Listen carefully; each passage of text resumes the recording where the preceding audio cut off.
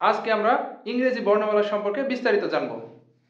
দেখো বোর্ডে আমি লিখে রেখেছি ইংরেজি বর্ণমালা এ থেকে জেড পর্যন্ত। তোমরা সবাই জানো মোট 26টি। এই 26টি বর্ণমালার মধ্যে 5টি এমন বর্ণ আছে যারা নিজে নিজে উচ্চারিত হতে পারে। কোন 5টি চলো দেখি। এ, ই, আই, ও এবং ইউ।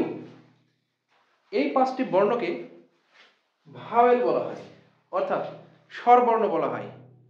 কেন?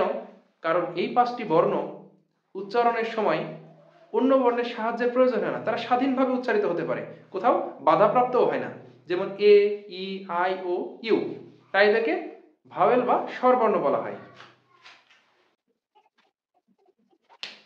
এবং এই ভাওয়েল 5টি ছাড়া যে 21টি বর্ণ আছে তাকে কনসোনেন্ট বা ব্যঞ্জন বর্ণ বলা হয়। কারণ এই 21টি বর্ণ বা কনসোনেন্ট বা ব্যঞ্জন বর্ণ উচ্চারণ করতে হলে এই ভাওয়েলের সাহায্যের প্রয়োজন হয়, তারা স্বাধীনভাবে উচ্চারিত হতে পারে না, তাই তাদেরকে কনসোনেন্ট বা ব্যঞ্জন বর্ণ বলা হয়। এছাড়াও আমাদের দুটি বর্ণ রয়েছে যাদেরকে সেমি ভাওয়েল বলা হয়, ডাব্লিউ এবং ওয়াই।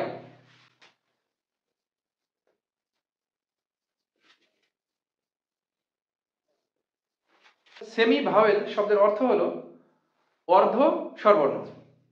কারণ এই ডাব্লিউ এবং ওয়াই কখনো কখনো ভাওয়েলের মতো কাজ করে, তাই এদেরকে সেমি ভাওয়েল বা অর্ধ স্বরবর্ণ বলা হয়। তাহলে চলো দেখি কখন এই ডাব্লিউ এবং ওয়াই সেমি ভাওয়েল বা অর্ধ স্বরবর্ণ হিসেবে কাজ করে।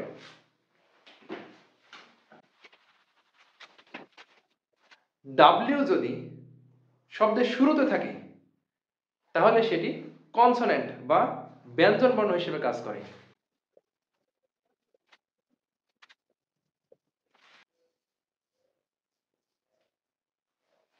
যেমন ওয়ার্ক, ওয়ান্ট। তাহলে এই দুটো শব্দে যে ডাব্লিউ ব্যবহৃত হয়েছে সেখানে ডাব্লিউ কনসোনেন্ট বা ব্যঞ্জন বর্ণ হিসেবে, এখানে সেমি ভাওয়েল নাই, এখানে সেমি ভাওয়েল বলা যাবে না। আরেকটা দেখো,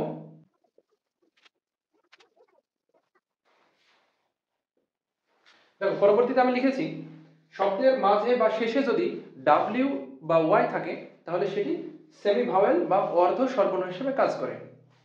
যেমন জে ও ওয়াই, জয়। টি ও ওয়াই, টয়। যদি শব্দের শেষে ওয়াই বা ডাব্লিউ আসে, যেমন জি এল ও ডাব্লিউ, গ্লো, তাহলে শেষে ওয়াই বা ডাব্লিউ এসেছে, তাহলে এইখানে ডাব্লিউ এবং ওয়াই এর ব্যবহারটা সেমি ভাওয়েল হিসেবে ক্রিয়া করবে।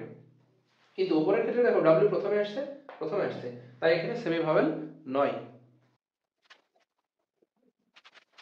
দেখো শিক্ষার্থী বন্ধুরা, আমি একটি ছক এঁকেছি যেখানে ডাব্লিউ অথবা ওয়াই কনসোনেন্ট রূপে, ডাব্লিউ অথবা ওয়াই সেমি ভাওয়েল রূপে। তাহলে চলো দেখি কতগুলো উদাহরণ।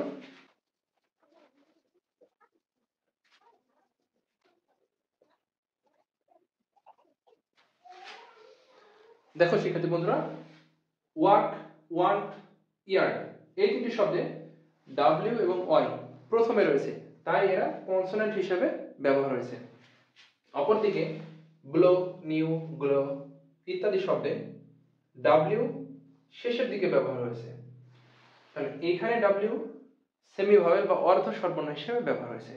আশা করি নিশ্চয়ই তোমরা ভাওয়েল, কনসোন্যান্ট এবং সেমি ভাওয়েল সম্পর্কে বুঝতে পেরেছো। যদি ভিডিওটি ভালো লেগে থাকে তাহলে আমার চ্যানেলের সাথে যুক্ত থেকো।